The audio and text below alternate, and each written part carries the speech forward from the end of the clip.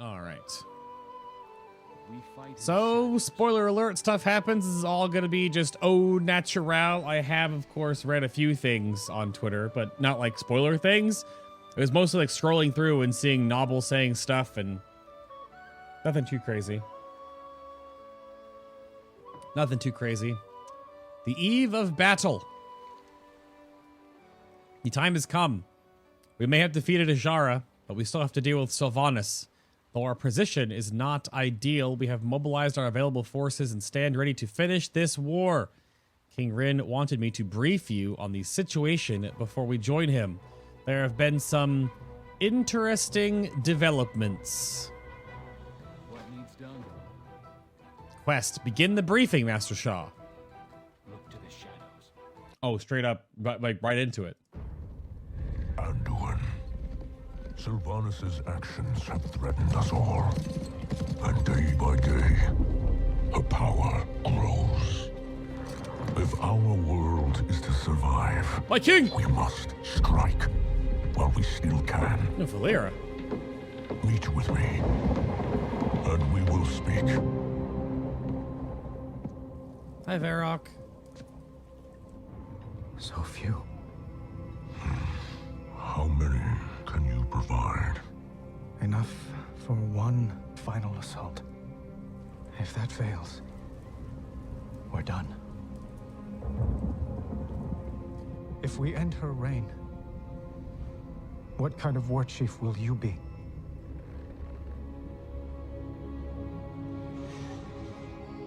The horde I joined was birthed in blood, tainted by corruption. The road that led to the dark portal Look at the was fire. long and wide, paved with the bones of innocence. We called it the Path of Glory. That was the great lie upon which the Horde was founded. That anything we did was honorable. Thrall, Rosen, they were not the true heirs to Blackhand's bloody legacy. Sylvanas Windrunner is. No. No, this is the Horde. Led by you. Someone who has Honor. I've never known honor. The deep lore cuts. They deserve more. But the Horde is doomed to be shackled by the chains of the past. The Horde has no exclusive claim to regrets. Arthas, Dalen, the ghosts of the past haunt us as well. We could not fill the chasm between the Horde and Alliance if we labored 1,000 years. You know this. Then what are we fighting for? The eye movements. Terran! Soldiers, on your feet! Start breaking camp immediately. Lord Sarfang? Zakan, where is our home? Orgrimmar? Not our city. Our home. Azeroth. And ours? Azeroth. Right now, there are only two forces in this world that Zakan, matter. though. One bent on harming our world. And one that will protect her. So, what are we doing? Breaking the cycle.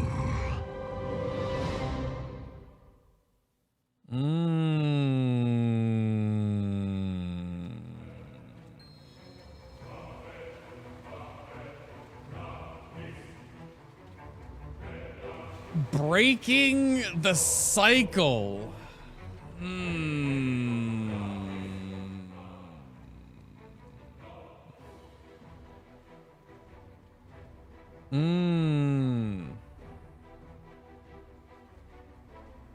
Breaking the cycle.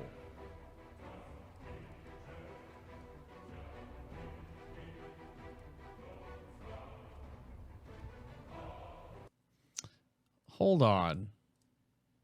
We're backing up. Anduin, Sylvanas have threatened us all, and day by day, her power grows. Where are we, by the way? Where are we in this? It looks like we're in the Swamp of Sorrows. Are we in Swamp of Sorrows? There's no way. We're in Theramore? This tower is just in Theramore. Theramore, Dustswallow Marsh. Really? Because I obviously haven't, we've only like talked here, right? So there. That is a camp, an encampment in Dustswallow Marsh. Right. One of the old watchtowers. One of the towers on the road. What's kind of funny is that this is like going back through, right?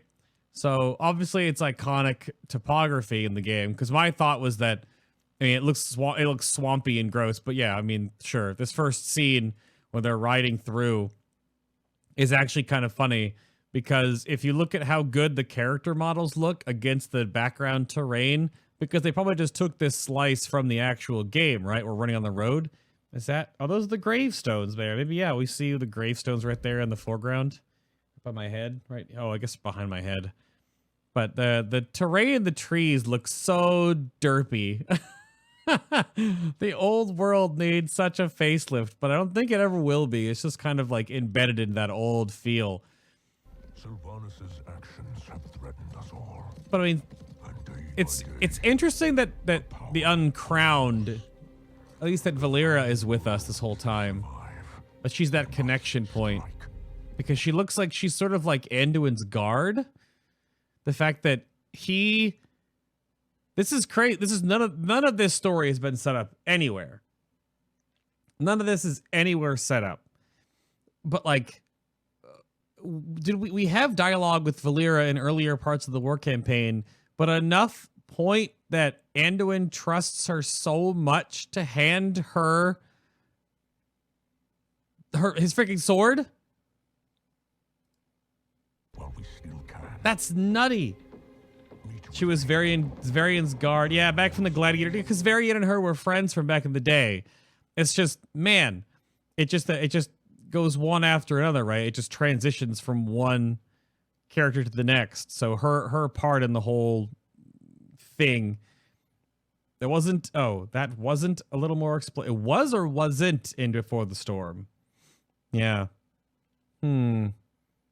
Yeah, but she is definitely part of it. Uncrowned have already pretty much been stated that they work between the two factions despite the faction war. That's how both factions get so much information to each other. Just constant double agents. Yeah. She is becoming more important, but it is interesting to see her just that not integral, but that much a part of the story more and more.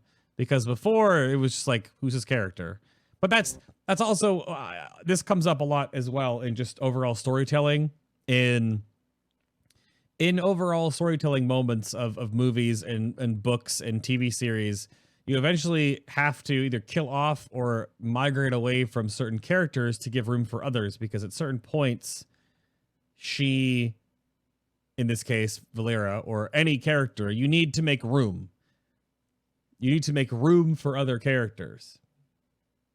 She's been around, but she's never been so pivotal because there were so many other characters involved. So eventually you make room, and we've lost some characters that I'm no doubt sure by the end of this whole thing, we're going to lose someone else. But I wonder if we're going to see Varrock put his armor back on. This whole sequence here was really interesting to me as it plays out.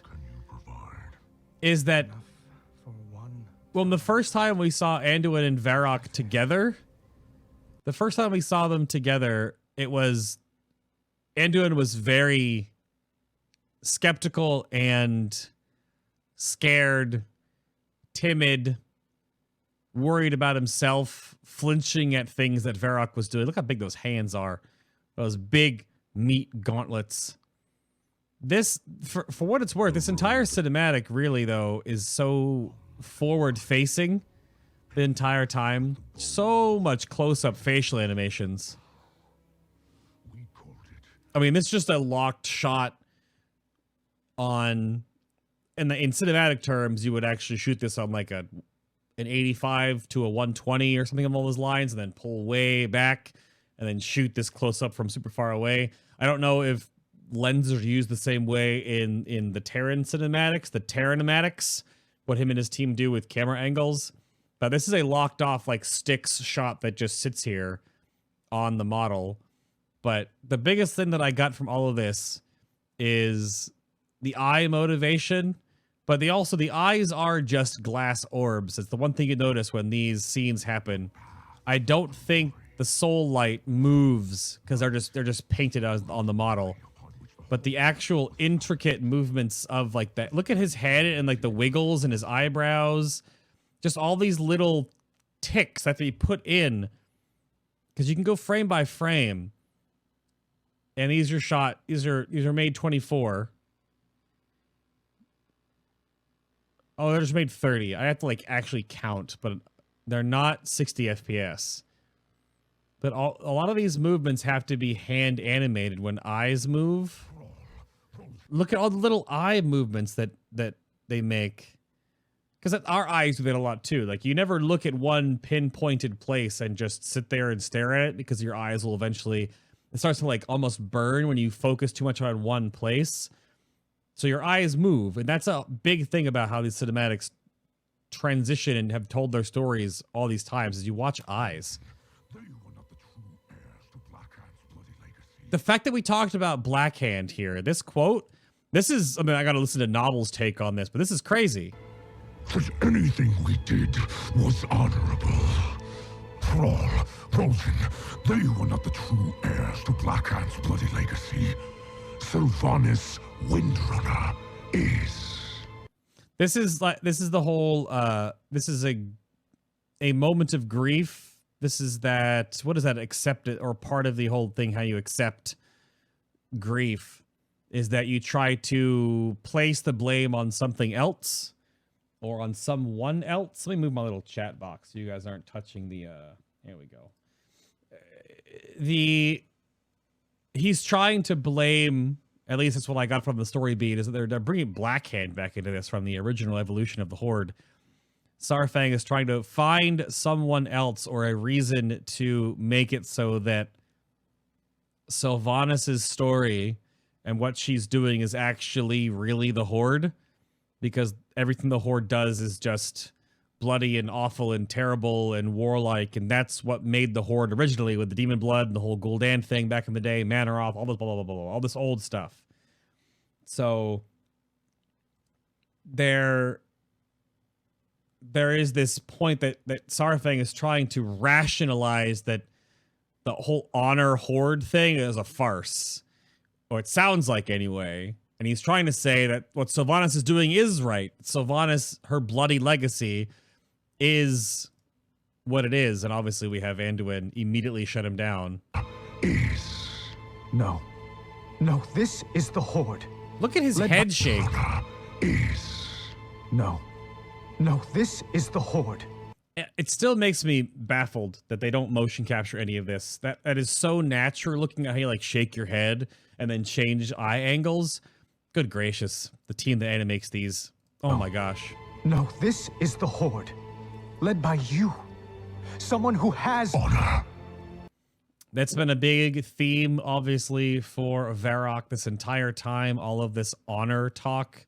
But I bet if you actually dig back into Saurfang's past, I'm not sure he believes everything that he's done is honorable, but... I've never known honor. See, even he said it. They deserve more.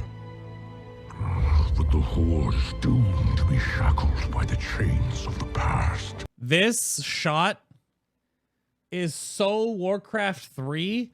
Warcraft 3 Horde, like, campaign screen.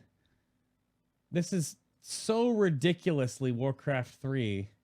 Where is the shot with, like, just the flag? Yeah, the banner sells it so hard. I'm thinking of a shot. Trying to Google this is totally folly.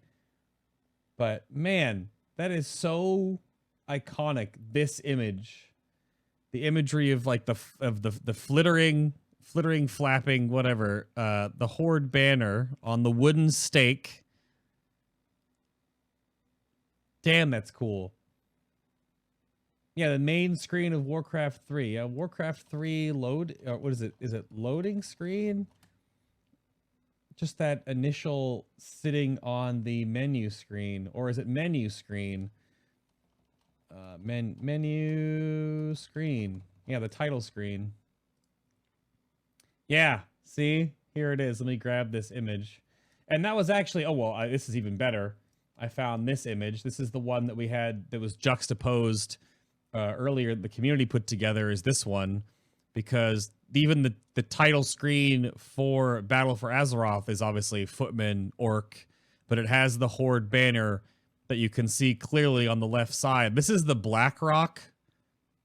The old Horde banner was the Blackrock symbol, or at least the Blackrock clan symbol. This one here, which has the axe and the shield here.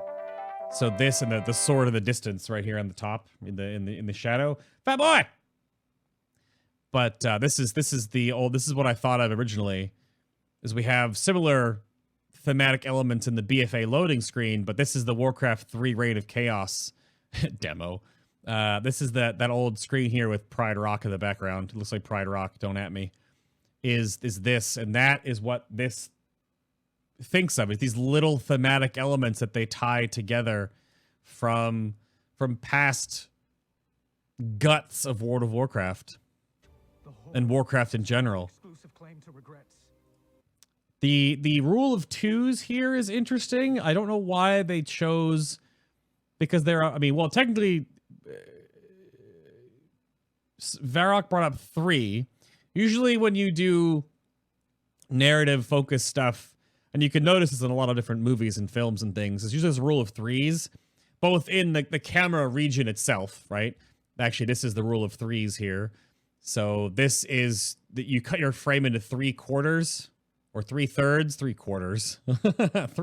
3/4. Do not make a doll hair, but you have your empty space here, which is your scene. It's where your scene is set.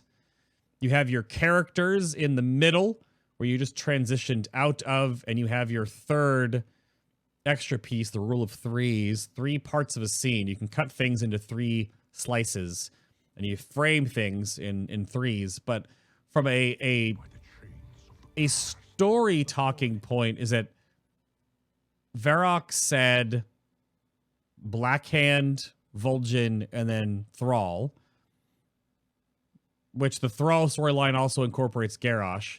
But Anduin only comes back with, has no exclusive claim to regrets. Arthas, Dalen. It's just Arthas and Dalen. I think those are just important points because we know more about Dalen because of the Proudmoore storyline we've had so much of in BFA. And obviously Arthas is the overarching storyline we've had here with ties to everything Alliance-oriented. But obviously Anduin is trying to, I don't know why he didn't talk about like Gul'dan and his father here, but I guess that was a heroic moment, not a folly. They're trying to compare follies and warts. And you can see this in the following scene when Varrock gets really angry, is that Anduin isn't like swayed. Between the This whole Horde thing? and Alliance, if we labored 1,000 years. You know this. Then what are we fighting for? He's definitely, it's interesting to see the two characters that we've grown with over the past year no longer afraid of each other. Well, Anduin anyway, afraid.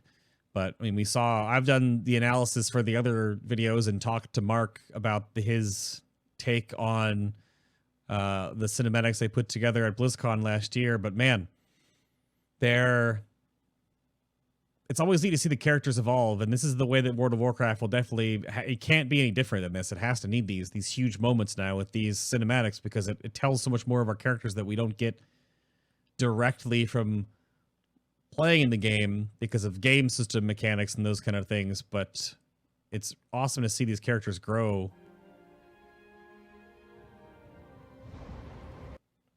Yeah, see again. Huh. Yeah, we're in an old watchtower, and I guess, are these horde things here? Or were these like brought in? Because this is obviously a Tauren structure. Are these, is this a place in the game? I'm assuming we might actually be going here, sir. But Wizard, thank you as well. Pog. You know, Illidan got redeemed, so couldn't mention him. Yeah, he could have also mentioned Jaina, but maybe he didn't want to hit that hard. Yeah, there's, I don't know. There needs to be like a wart counter. Can we get a wart counter on how many whoopsie doodles have happened for the Alliance and how many have happened for the Horde? And see which one has more of them. So Jaina did nothing wrong. Yeah, there's totally I was told this is in Dustwallow. Yeah. Yeah. I mean, Blackmoor is also back in the day. That's directly tied to Thrall's storyline. So that's Garithos for the High Elves. Blackmoor is the gladiatorial internment camp thing. So this scene is neat. I like the handoff. It continuity. Valyria was waiting for him. Hands him Charlemagne right on the way out here. It's good to go. I like, though, it in a weird way, the orcs and the horde don't really have, I don't know, I guess it shows the difference in is that Valyria and Matthias are standing outside, and I guess Bane and Jaina were down at the bottom of the tower hanging out talking because they've got a history. But because Manduin and Varrock went upstairs, but this, like, the entrance, the portal into this tower, the portal as in the doorway in, was shouldered left and right by the rogues as the guards for the king in that way, but nothing for like Varrock and Bane because they're giant orc boy. But Soldiers, on your feet. it's also weird that it's soldiers on your. I mean, it's just like it's a counting point here. But we do have beautiful Silver Fox and Thalysra. Thalystra's model is fine, but she doesn't have a hero model, I don't think. You notice how she's only seen this one shot. We have the new Rexar model here. Are there any more Mok'Lothal available or alive anymore? Yeah, that's... Look at that smug look on Varrock's face there. Or at least not smug, but he has like that... I think it's the lighting, actually. Makes his eyebrow look like it was more raised. I think it's just the lighting. They hand animated in and put... I don't think we've seen Dranosh's pendant on Varrock's model specifically to tie him back to his son. Which, again, it's such a crazy happenstance that these two characters have so much in common with Arthas, even though directly they had nothing in common with each other. Start breaking camp immediately. Lord Southang? The voice acting, can we talk about... we need to save Zakan. I'm not even a horde boy. Can we save Zakan? Can we save this boy? If everyone else dies, Zakan must live. Can we talk about this? Start breaking camp immediately. Lord Southang? He just has the voice acting and delivery is just like your younger brother asking you if it's his turn to play on the PlayStation. Right? Or can you help him with the Mega Man level? Right? It just has that obviously it's like father-son complex going on here, but he's so precious. Zappy man. He's so innocent. I know. He's a good boy. He is a good boy. Zakan is the sweetest cinnamon baby. Oh my gosh. We need to save this blue boy. Please. No, if everyone dies, Zakan must live. Breaking camp immediately. Lord Southang? Zakan, where is our home? Orgrimmar? He's... Oh my gosh, he's the best new character in the lore until we get Kalia. Holy crap. Yeah, he's so dopey. Oh my gosh, he's great. I need to hug this sweet boy. Oh, he is so good.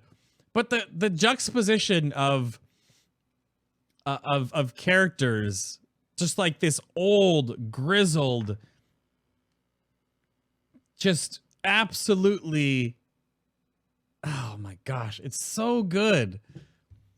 This just veteran of so many wars, been around for so long. This war-painted, no armored Varrock Saurfang. Look at this look. And then back to this sweet, naive first war. What's the green horn? Not even wet behind his ears with anything. Zakan. Not our city, our home. Azeroth. I think his delivery of it is fine.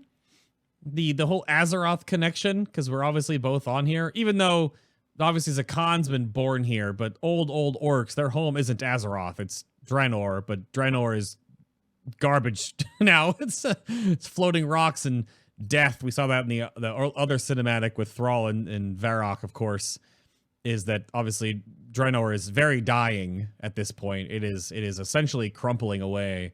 So good boy A+. Man, Draenor is more or less gone, so Azeroth is their home now. Yeah, of course. Yeah. Yeah, they're saying it now, this is our home, now we have to fight for it. Oh, I know. That's the whole premise of entirely BFA. It's that this Azeroth is our home. And it coming first delivered from Varrock is a big deal. Not our city, our home. Azeroth. You notice too how they deliberately watch these scenes. So I know I'm like harping on Zakan for being this sweet cinnamon baby, but there are 3 shots of Zakan. And in even these 3 shots, there is an arc. Because again, old, grizzled, crazy, historic, battling figure, multi-kills, can kill... How many people can he kill with one cleave? Varrock Saurfang. And wee little Zappy boy, who is only really a character, I would say, because of the community. We made him a character based on our reactions as a whole. But watch these 3 scenes. Breaking camp immediately. Lord Saurfang? Eyeballs, very alert, very questioning, inquisitive, like eyebrow raising, and even like the head tilt, looking up at Varrock, looking for a mentor, looking for that insight, that wisdom. Very naive, very innocent, like you guys have said. He's like a puppy, kind of. Yeah. So okay, that's the first shot. Zakan, where is our home? Orgrimmar? When you were growing up, when your father, your mother asked you like a very serious question, right? Like, is your homework done? Or did you do blah, blah, blah? Or did you clean the dishes? Like, very to the point. Your brain always goes into a way of trying to react to this to either tell them a fib, lie completely but cover it up, or find the right words to answer the question. So again, Orgrimmar? he's thinking, formulating, trying for that approval, looking for something very specific to say, because he looks up to Saurfang, obviously, like, crazy, all right? The whole thing, we've had this small side story with them, and unsure of himself, waiting for that affirmation, that, like, hand on the shoulder, right? That approval that I guess anyone younger looking up to the older generation looks for. And then pay attention once he gets his answer. It wasn't like, no, you're wrong. It wasn't, that's, blah, blah, blah. It wasn't a belittling answer. It was a raising up answer, because he affirms not your city, but your home, right? Pinpointing and pointing that like youthful hormonal brain in one direction.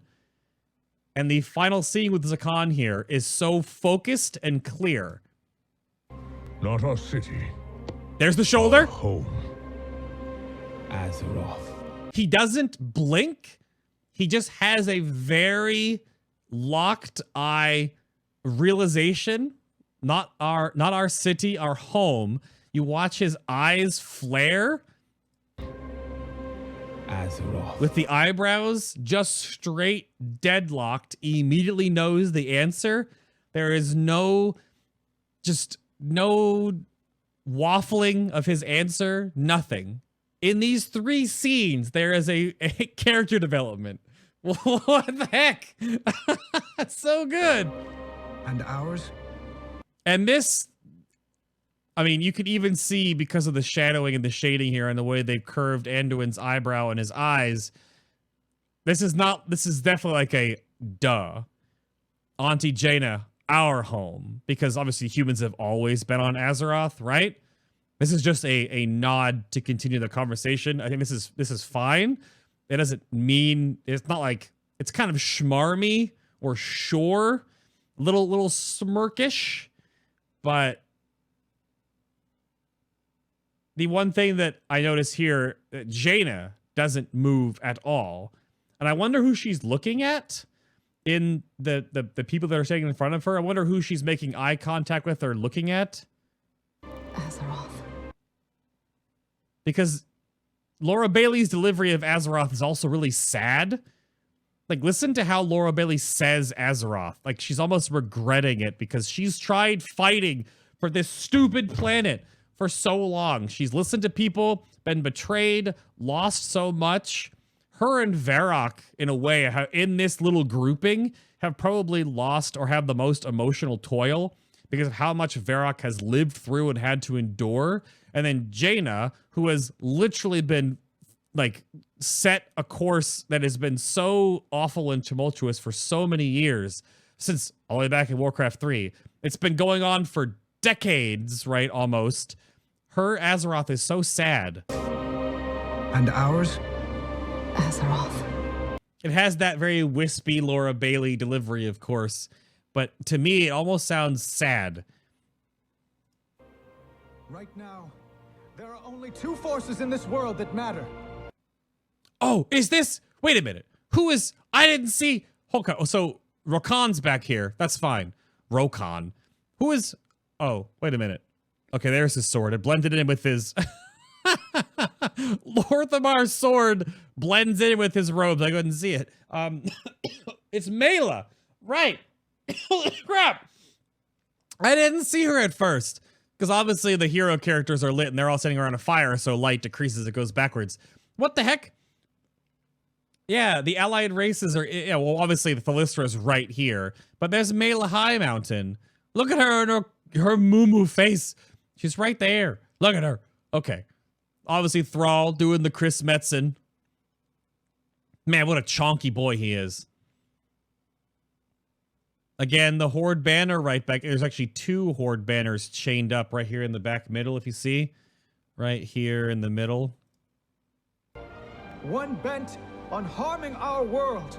So let me back up. That's Jaina smiling at her young king, doing his thing. Can't really tell what Rexxar is looking at because his eyes are so shrouded by that bear pelt.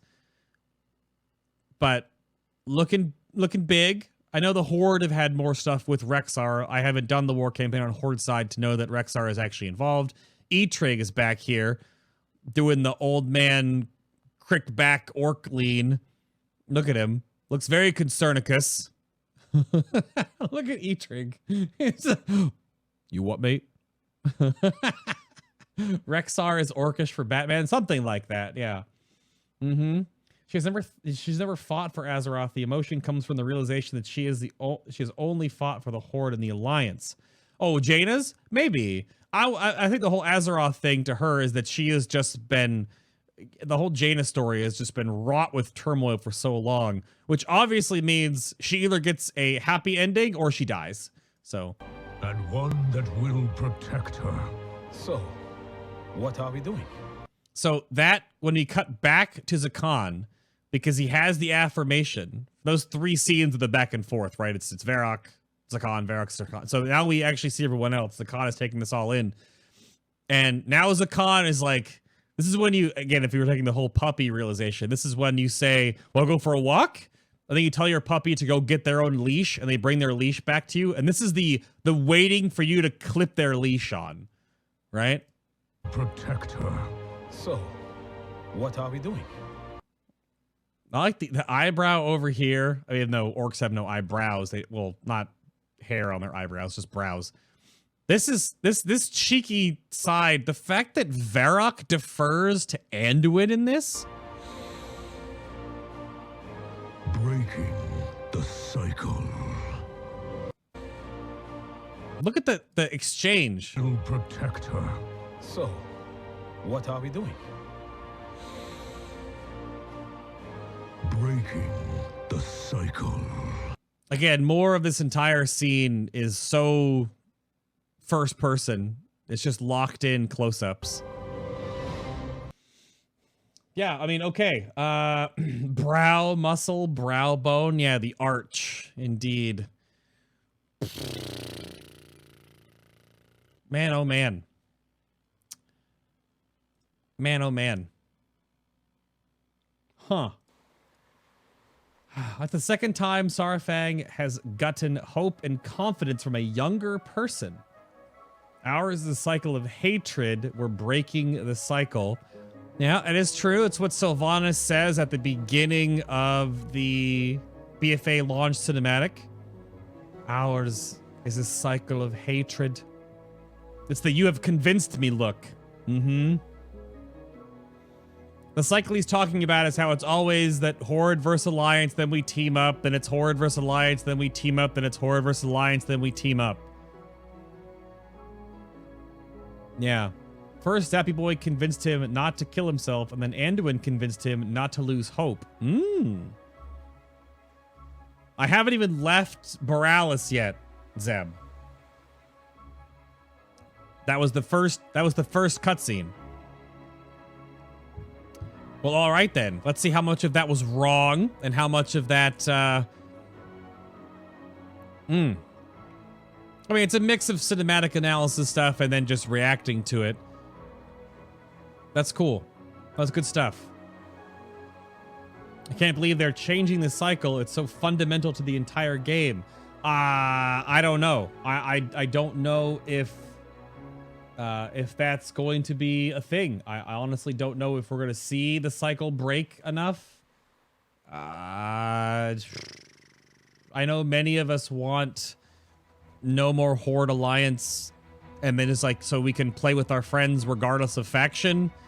But I think that is being teased in the next cinematic. So let's get through some stuff here, and that's that is the war campaign catch-up, essentially, or the staging of the war campaign. So if that happened before, that was, I guess, a meeting, because Matthias obviously had to come back to tell us this. So now where do we go?